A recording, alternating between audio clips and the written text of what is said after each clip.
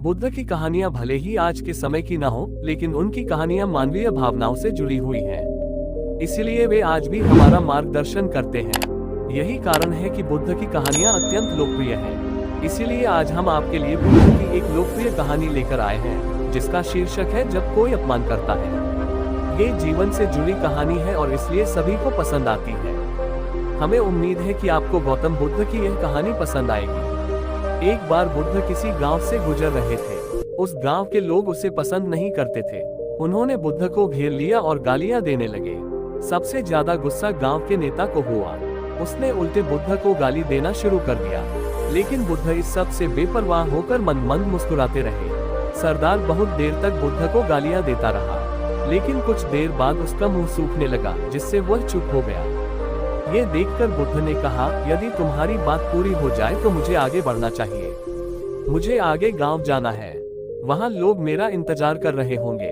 ये देखकर गांव का एक आदमी बोला, हम आपका अपमान कर रहे हैं, गाली दे रहे हैं, लेकिन आप जवाब देने की बजाय मुस्कुरा रहे हैं। आप इस पर प्रतिक्रिया क्यों नहीं देते? बुद्ध ने कहा, वत्स, तुम्हें आने में थोड़ी देर हो गई। 10 साल पहले आते तो मजा आता, क्योंकि 10 साल पहले मैं भी तुम्हारे जैसा था। यदि उस समय तुम मेरे बारे में बुरा बोलते या मुझे गाली देते तो मैं भी क्रोधित हो जाता। इससे ज्यादा तो मैं तुम्हें गाली देता। संभव है कि वह शारीरिक हिंसा का भी सहारा ले, लेकिन अब मैं आगे बढ़ चुका हूँ। मैंने अपना सारा गुस्सा और नफरत पीछे छोड़ दी है। अब मैं उस जगह पहुँच गया हूँ जहाँ तक आपकी गालियाँ नहीं पहुँच पाती। तुमने मुझे गाली दी, ये तुम्हारी भावना है, लेकिन आपकी भावनाएं मुझ तक नहीं पहुँच रही है। मुझ पर इसका आरोप तभी लगाया जाएगा जब मैं इसमें भाग लूंगा। एक बार मैं उन्हें स्वीकार कर लूं, लेकिन मैं आपकी इस हरकत से तटस्थ हूँ, इससे कोसों दूर हूँ। यही कारण है कि मैं अभी भी पहले की तरह शांत हूँ। ये सुनकर सरदार बोला, अरे ऐसा कैसे? मैंने तुम्हें गालियाँ दी हैं और पूरे गांव के सामने तुम्हें गालियाँ दी हैं। फिर इसे लेने या न लेने का क्या मतलब?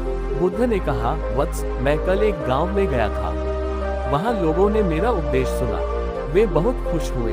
ग्राम प्रधान मेरे लिए मिठाइयाँ लेकर आए और मुझसे खाने का आग्रह करने लगे। मैंने कहा, मेरा पेट भर गया है, इसलिए मैं इसे स्वीकार नहीं कर सकता। ये सुनकर वह व्यक्ति मिठाई वापस लेकर चला गया, क्योंकि जब तक मैं कुछ न लूं, कोई मुझे कैसे दे सकता है? इसमें मेरी सहमति तो आवश्यक है ना? हाँ, यही तो है। एक आदमी ने बुद्ध का समर्थन किया। बुद्ध ने फिर पूछा, जब मैंने मिठाई लेने से इनकार कर दिया तो उन्होंने इसका क्या किया होगा? हो सकता है उसने अपने परिवार के बीच मिठाइयाँ बांटी हो। एक व्यक्ति ने उत्तर दिया। बुद्ध ने कहा, तुमने ठीक कहा। ठीक उसी मिठाई की तरह तुम मेरे लिए गालियाँ लेकर आए हो और चाहते हो कि मैं उन्हें स्वीकार कर लूं। लेकिन भाई, मैं उन्हें नहीं लेता। अब बताओ, तुम उनका क्या करोगे? इसका उस शख्स के पास कोई जवाब नहीं था। बुद्ध ने फिर कहा, मुझे तुम पर दया आती है, वत्स। अरे मुझे तो गुस्सा तभी आएगा जब मुझे ये गालियां मिलेंगी, और जब मैं गालियां नहीं खाता तो क्रोध का प्रश्न ही नहीं उठता। सरदार ने बुद्ध की बात पर कोई प्रतिक्रिया नहीं दी। शायद वह कुछ सोच रहा था। बुद्ध ने कहा, मैं अपनी आंखों से देखता हूँ कि गाली एक कांटा है, जो देने वाले और लेने वाले दोनों को क्रोध से पागल कर देती है। तो फिर तुम ही बताओ, मैं आंखों से भी कांटों पर कैसे चल सकता हूँ? आंखें रहते हुए मैं गालियां कैसे खा सकता हूँ? और होश में रहते हुए मैं क्रोध कैसे कर सकता हूँ? अतः मुझे क्षमा कर दो वत्स, मैं तुम्हारा उपहार स्वीकार करने में असमर्थ हूँ। इतना कहकर बुद्ध ने हाथ जोड़ दिए। बुद्ध की बात सुनकर सरदार लज्जित हो गया। उसकी आंखें भर आई।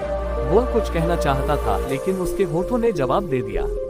और जब उससे और सहन न हुआ तो वह बुद्ध के चरणों में गिर पड़ा।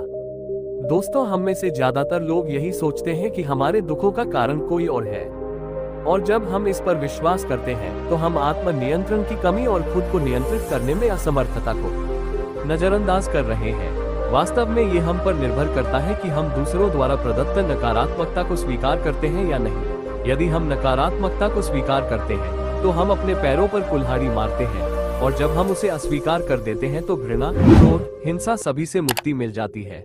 दोस्तों, हम आशा करते हैं कि आपको ये बुद्ध कहानी जब कोई अपमान करता है पसंद आई होगी। दोस्तों, हम आपसे फिर मिलेंगे ऐसे ही रोचक और उपयोगी कहानी के साथ। तब तक आप जहां भी हो खुश रहें और खुशियां बांटते रहें। धन्यवाद।